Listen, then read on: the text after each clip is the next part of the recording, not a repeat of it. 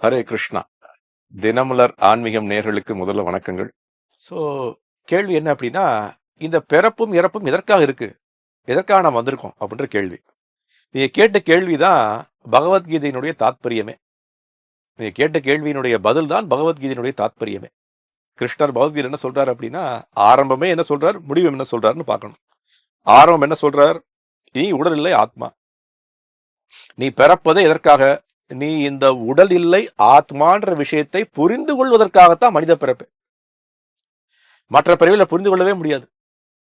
ஒரு மாட்டுக்கிட்டு போய் நீ இந்த உடல் இல்லை, நீ ஒரு ஆத்மா, இந்த உடல் அழியக்கூடியது, ஆத்மா அழியாதது, இந்த உடல் மாறிக்கொண்டே இருக்கும், இந்த உடல்ல நீ கண்ணுக்குட்டியாக இருந்தாய், பின்னர் தாய் பசுவாக மாறினாள், பின்னாடி பால் கொடுக்க முடியாத பசுவாக நிற்கின்றாய் அப்படின்னு சொல்ல விஷயங்களா மாட்டவே சொல்ல முடியுமா? சொல்ல முடியாது. நமக்கு புரியும்.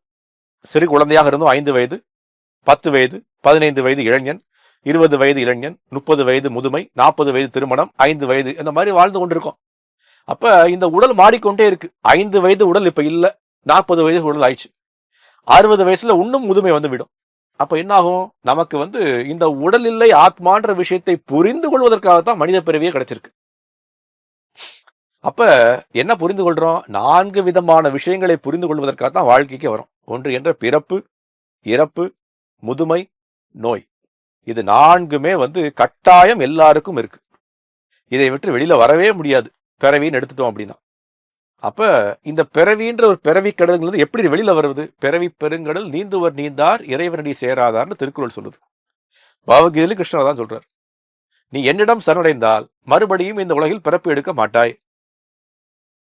அந்த காலேச்ச மாம் ஏவா ஸ்மரன் முக்த்வா கலேவரம். அந்த காலத்தில் என்னை நினைத்துக்கொள், என்னிடம் சரணடை, என்னிடம் பக்தனாக மாறிக்கொள், நீ மறுபடியும் பிறப்பெடுப்ப போவதில்லை. எல்லா கூற்றுகளும் திருக்குறள் தான் சொல்லுது, பகவத்கீதை தான் சொல்லிக் கொடுக்கிறது. என்ன சொல்லிக் கொடுக்கின்றது, இந்த உடலில்லை ஆத்மா, பகவானுக்கு சரணடைவதுதான் வாழ்க்கையினுடைய குறிக்கோள்.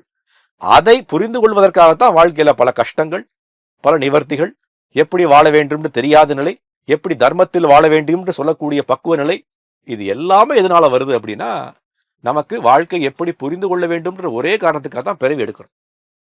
அதனால வாழ்க்கையினுடைய குறிக்கோள், வாழ்க்கையினுடைய வெற்றி மறுபடியும் பிறப்பு எடுக்காமல் இருப்பதுதான் வாழ்க்கையினுடைய வெற்றி. மறுபடியும் செல்வந்தனாக பிறக்கணும், மறுபடியும் உயர்ந்த ஜாதியில் பிறக்கணும், மறுபடியும் ஒரு உயர்ந்த குடும்பத்தில் பிறக்கணும், நான் மறுபடியும் ஒரு அழகான ஆண்மகனாக பிறக்கணும், மறுபடியும் ஒரு அழகான பெண்மணியாக பிறக்கணும், மறுபடியும் ஒரு சிறந்த ஒரு செலிபிரிட்டியாக வரணும். இது எல்லாம் வாழ்க்கையினுடைய குறிக்கோளே இல்லை. வாழ்க்கையினுடைய குறிக்கோள் ஒன்றே ஒன்றுதான், மறுபடியும் பிறப்பு எடுக்கவே கூடாது, மறுபடியும் ஒரு தாயினுடைய கருவிற்குள் செல்லக்கூடாது. அதுதான் நமக்கு நிச்சயம் வரணும். ஒரு சங்கல்பம் எடுத்துக்கொள்ளணும். மறுபடியும் நான் இந்த பிறவியை முடிப்பதற்குள் மறுபடியும் ஒரு தாயினுடைய கருவிற்குள் போய் 9 மாதம் இருக்க வேண்டிய அவசியத்திற்கு நான் தள்ளப்படவே கூடாது. 9 மாதம் ஒரு 2 அடி போய் 1 அடி ஒரு ரூமுக்குள்ள உட்கார்ந்துருக்கணும். 9 மாதம் எவ்வளவு கஷ்டப்பட்டிருக்கோம் தெரியுமா நம்மெல்லாம். மறுபடியும் அதே கஷ்டத்துக்குள்ளதான் போகணும்னு ஆசைப்படுறோம். வெவ்வேறு விதமான தாயினுடைய கருக்குள்ள போயிட்டோம். ஒரு பசுவினுடைய தாயினுடைய கரு, ஒரு பல்லியினுடைய தாயினுடைய கரு, ஒரு பாம்பினுடைய தாயினுடைய கரு, ஒரு கிருமியினுடைய தாயினுடைய கரு, மனிதனுடைய தாயினுடைய கரு, எல்லா கருவிலையும் போயிட்டு போயிட்டு வந்துட்டு இருக்கோம். கோட்டி கோட்டி ஜென்மங்களாக போயிட்டு வரும். ஆனா என்ன புரிந்து கொள்ளவில்லை, மறுபடியும் ஒரு தாயினுடைய கருவுக்குள் நான் செல்ல மாட்டேன் அப்படின்ற ஒரு பக்குவம் வந்தால்தான் வாழ்க்கை வெற்றி அடைந்ததாக கருதப்படும். ஹரே கிருஷ்ணன்.